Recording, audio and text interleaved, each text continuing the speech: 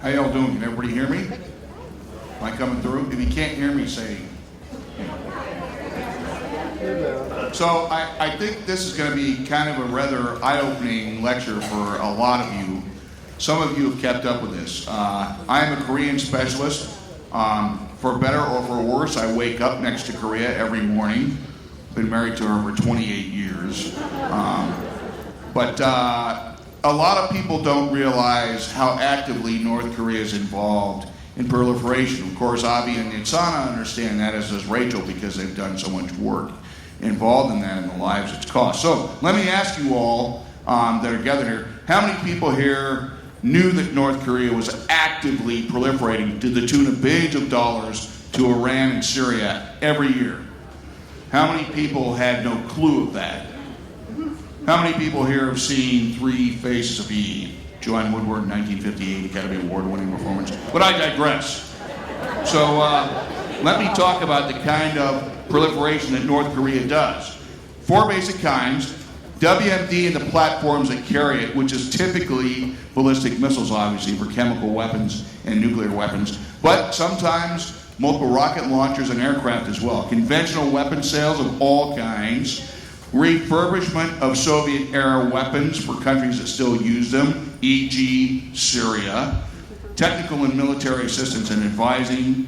And something I'd like to pass on to you, please, folks, as you read stuff in newspapers and online or wherever you read it, which is changing a lot now with all you millennial people, keep this in mind.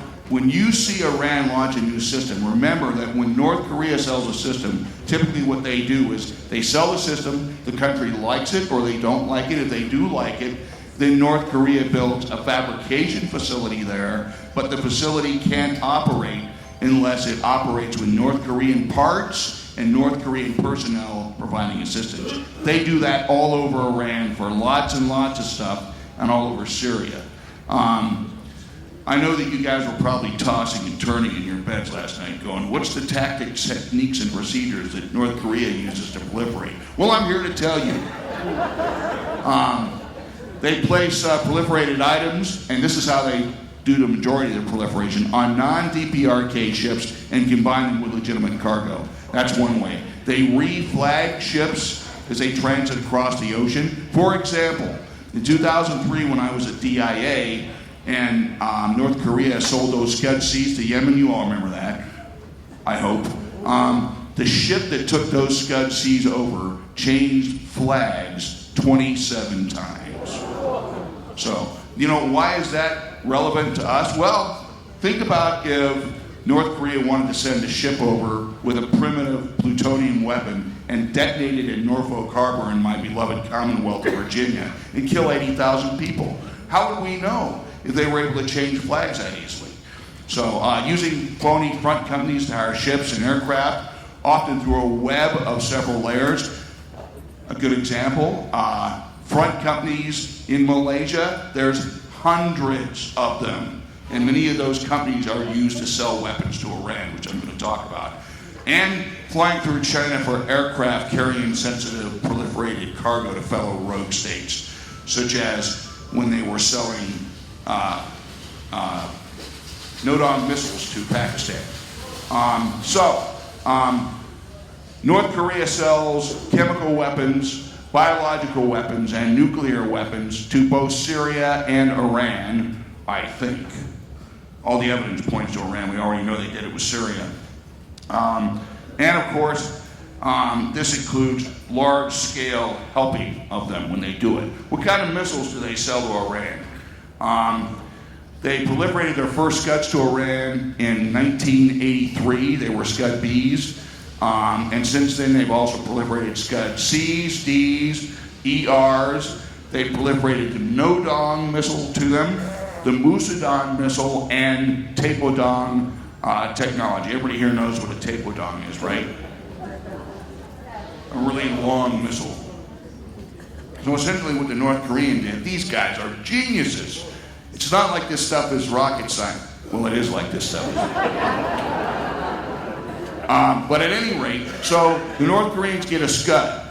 They figure we'll make it longer, then it's a Scud C. We'll make it even longer, it's a Scud D. Make it longer than that, it's an ER Scud, which by the way stands for extended range.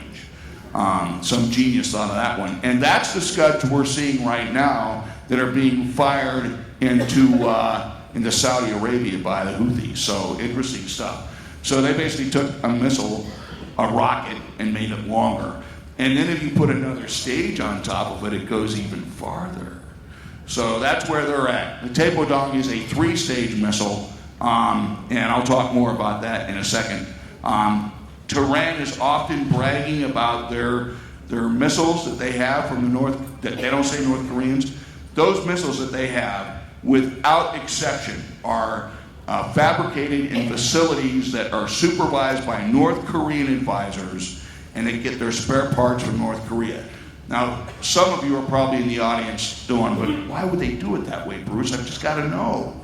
The reason why is because it's a lot easier when you're proliferating something to have small parts coming over that are hidden under concrete or seaweed or whatever than it is to put these big missiles in a ship and carry them.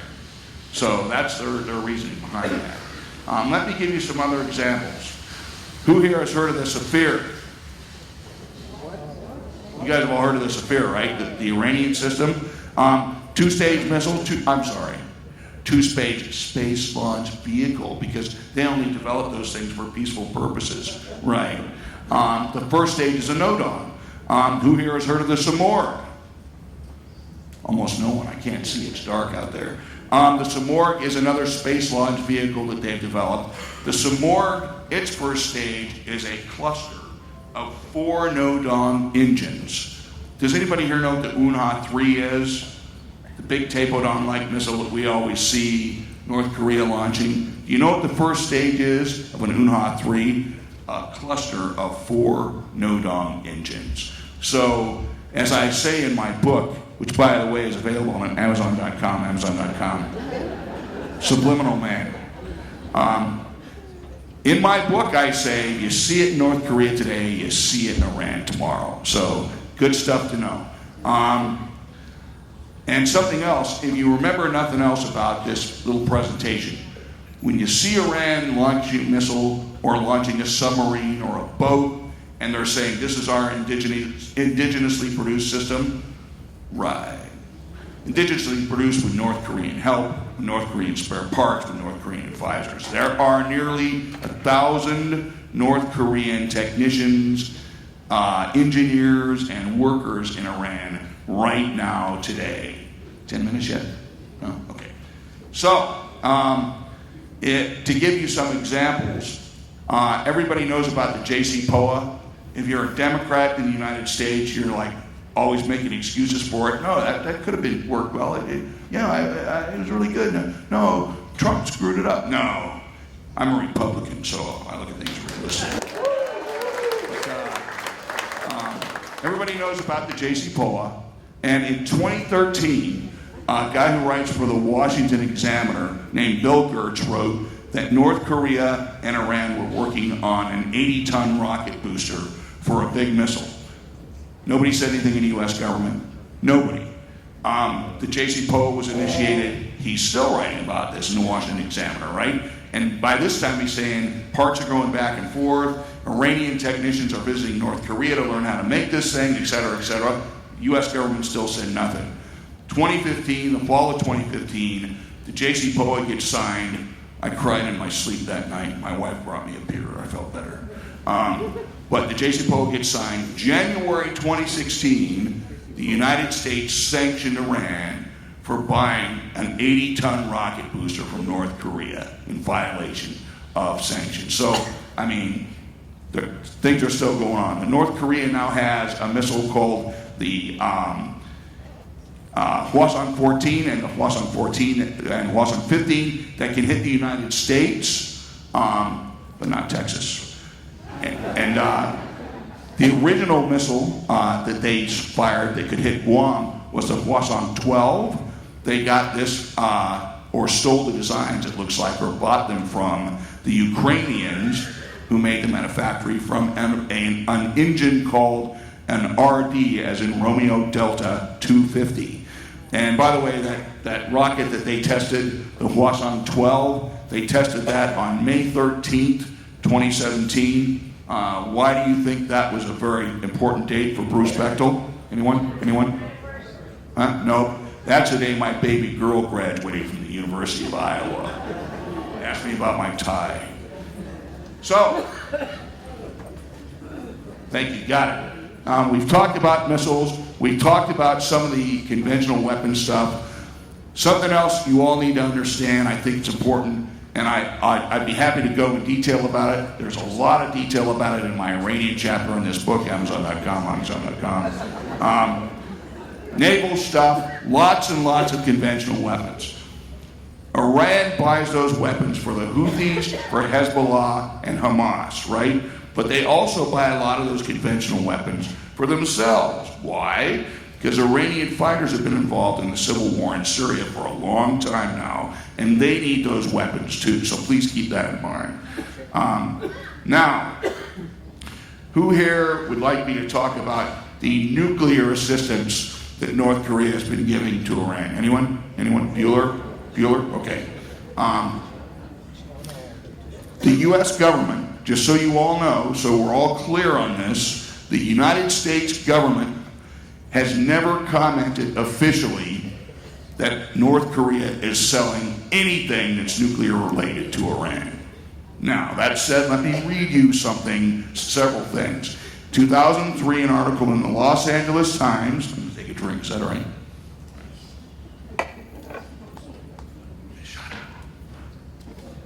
2003, the Los Angeles Times reporter Douglas Franz reported Iranian contacts with China, Pakistan, Russia, and North Korea in pursuit of nuclear weapons capabilities.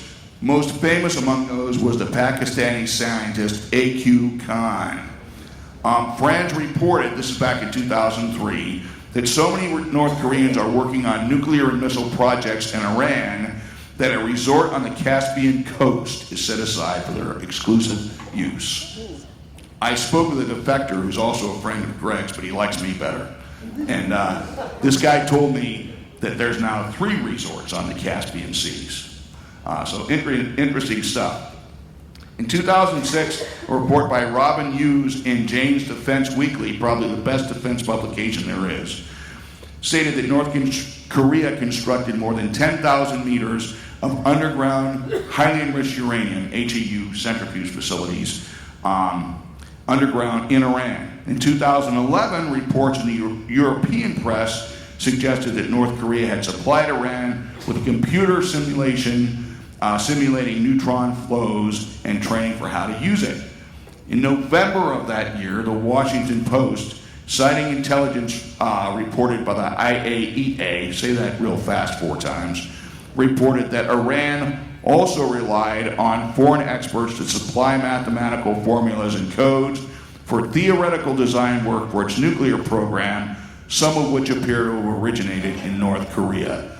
You have to be a blind fool not know that North Korea has been supporting Iran since at least 2003 in its nuclear weaponization program, period. But I'll talk like a professor instead of a former Marine.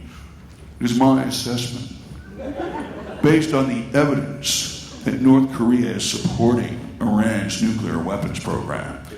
Why did that happen? Because up until 2003, A.Q. Khan and the Pakistan network were supporting North Korea, Libya, and Pakistan. They got cut off in 2003. The North Koreans, whose program is far advanced of the Iranians, stepped in and filled that void, and the rest is history. So, do I have hard evidence? No, but I will tell you, where there is smoke, there is fire, okay? One last thing. Have I violated my 15 minutes yet? Okay. One last thing.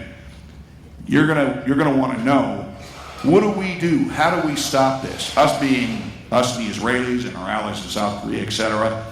We can go out, we can use sanctions very carefully and very targeted. And I actually wrote an article in the Cornell International Law Journal, of which I brought 50 copies, so you can get some copies of that outside. We authors do long for immortality. It's what Breaker Moran said once.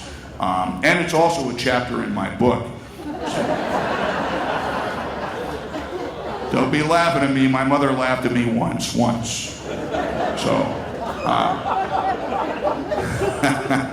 thanks so much for listening up and being a good audience. And I'll hand it to Greg.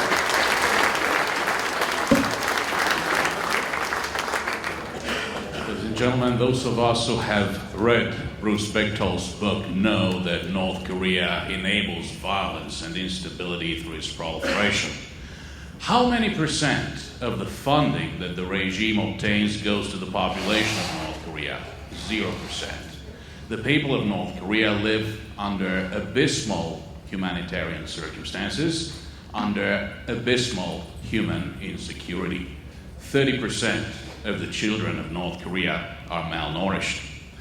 Of course, many reasons behind these threats that North Korea poses to international peace and security, as Bruce mentions in his book.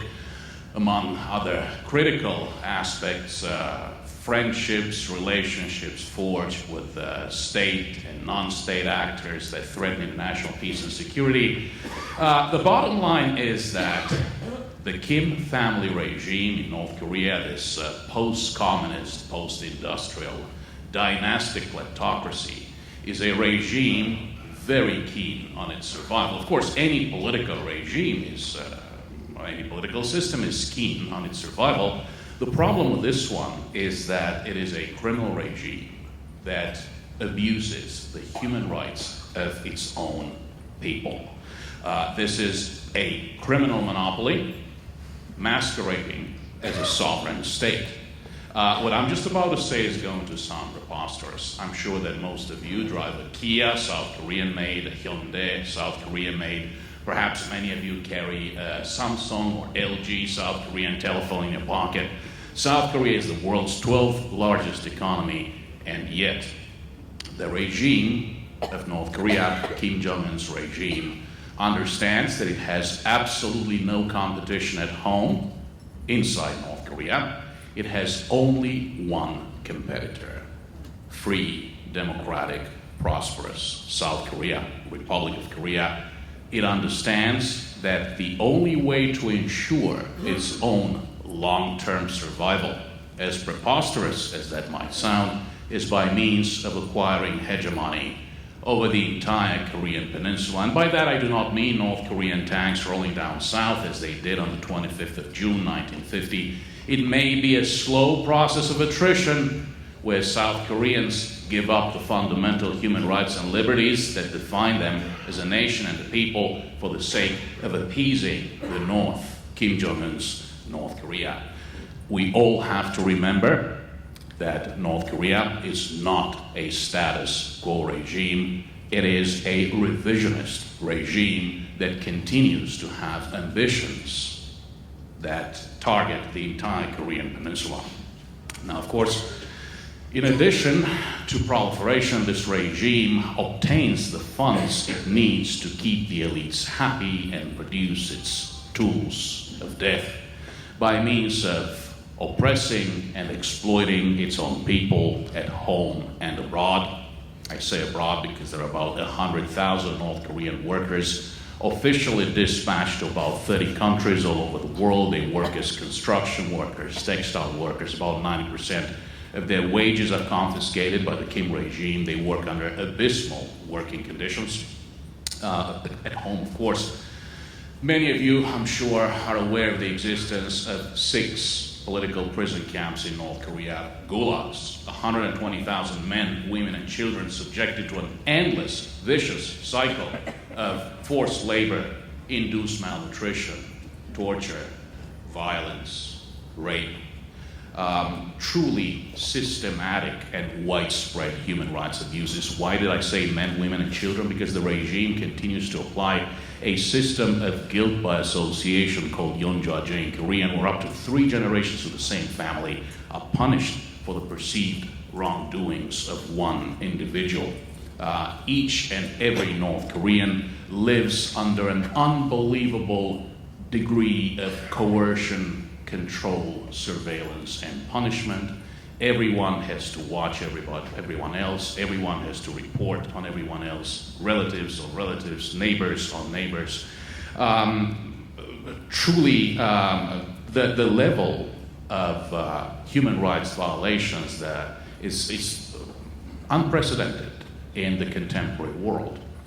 And this has been, of course, pointed out by numerous NGOs such as our own, tasked to monitor and report on the North Korean human rights situation. You may ask, isn't this the world's most reclusive regime? Do you have access inside the country? Our methodology combines satellite imagery analysis with testimony we collect from those who escaped. 32,000 North Koreans have managed to escape and resettle in South Korea. 80% of them are women. Unfortunately, if they're captured in China, they're forcibly repatriated.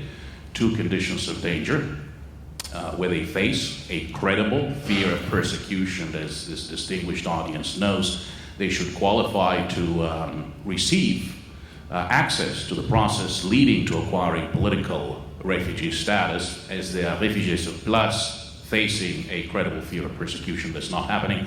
At one single facility we looked at in North Korea, Cheonggori, 80%, 800 out of 1,000 women prisoners are women.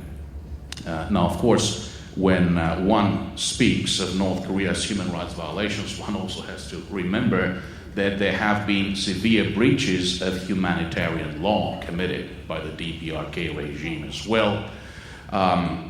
Immediately, as soon as the DPRK invaded the ROK, South Korea, on the 25th of June 1950, between the 25th of June 1950 and September 1950, 80,000 South Korean citizens were taken by the North.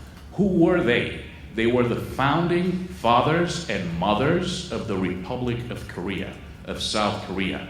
Many of them were imprisoned, many of them were killed. Kim Il-sung's idea, Kim Il-sung being, as you know, the founder of North Korea, was to turn them into the new elites of the new communist regime of the North. They were doctors, lawyers, judges, engineers, intellectuals. Most of them were lost. We do not know the whereabouts of many of them still. North Korea still holds on to 500 South Korean POWs, old men who are still, some of them still working in the coal mines of North Korea. Many of them have spent their entire lives as forced laborers in North Korea.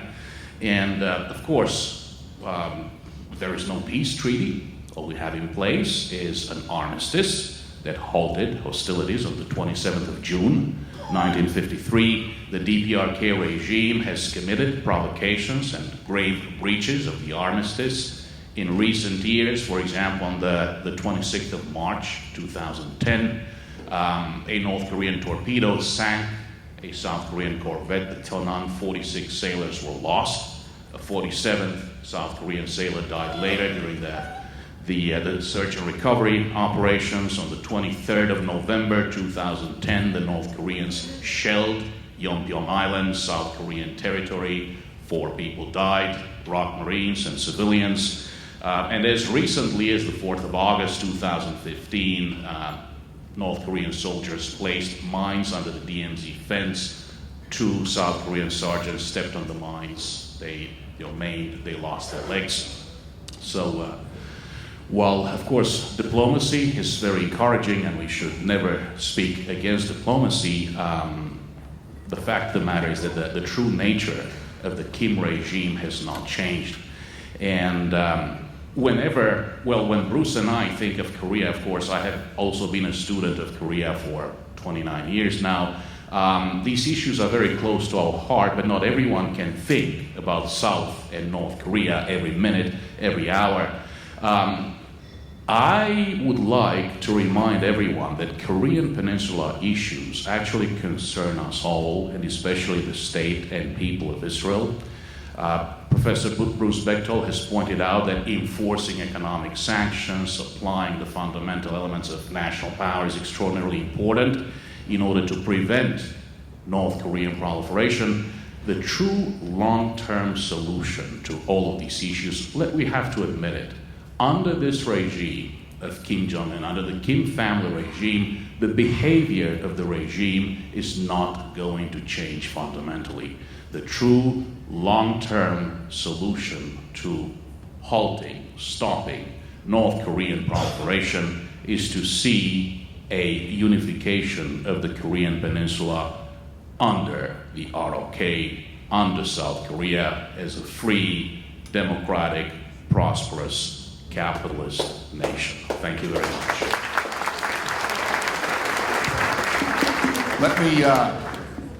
Let me get to one of the things he said, just to bring close how relevant a lot of this is to Israel. He mentioned the Yono-class submarine that sank the ROK corvette. ROK stands for Republic of Korea. Sank a ROK corvette and killed 49 sailors in 2010. That submarine was originally developed by the North Koreans for Iran. It's called the Ghadar-class submarine. In Iran, they have over a dozen of them. The only difference between the Iranian version and the North Korean version is the Iranian version has Ghadar written on the side. The North Korean version has Yono in Hangul written on the side. They're the same submarine. And so, in essence, when they sank that ROK ship in 2010, they were doing it as a test bed for the Iranians, who now have a dozen of those, and launched a surface-to-surface missile from one of them in 2015. Just thought I'd point that out. Rachel, I think we're done unless you have some questions.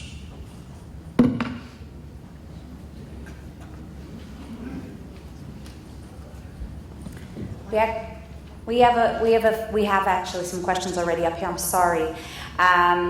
We do have a few. We only have a few minutes, but let's try. How can we effectively contain the arms trade between DPRK and Iran? Good question. In Africa, the United States has recently been putting a lot of pressure on African countries such as Tanzania, Ethiopia, Angola, by telling them things like, you want to keep getting your foreign aid? Stop buying weapons from North Korea. I was in Tanzania to conduct a workshop in March. By the way, it's really hot in Tanzania. Just thought I'd pass that on. You could do that. The United States can do that in countries like Africa, even in the Sudan, where they're under sanctions and we can push them economically. It's a much bigger task for Iran. The way that we go after those illicit banks, front companies that fund all of this and funnel all the dirty money from Iran to North Korea and back is by going after the banks that are laundering the dirty money in places like Malaysia, Singapore, Vietnam, Mozambique, etc. There are hundreds of front companies, as I said, in Mozambique. Let me give you an example of a deal that happened last year. The Iranians bought, let's get back to the beginning. Syria bought a whole bunch of mortars, multiple rocket launchers, and Type 73 machine guns from the North Koreans. But the Iranians paid for it, and when they paid, an Iranian bank paid a North Korean front company in Macau, which used the money to invest in a casino. How do you stop that? The United States right now, this second, needs to enlarge our effort to go after that dirty money, to go after the sanctions. We've done it somewhat. President Trump, I think, has done it better than anybody else, and he's talking to the North Koreans at the same time, which is interesting. But this is how we can increase the pressure on both Iran and North Korea, is going after those banks and front companies that are being operated on behalf of the North Koreans and the Iranians.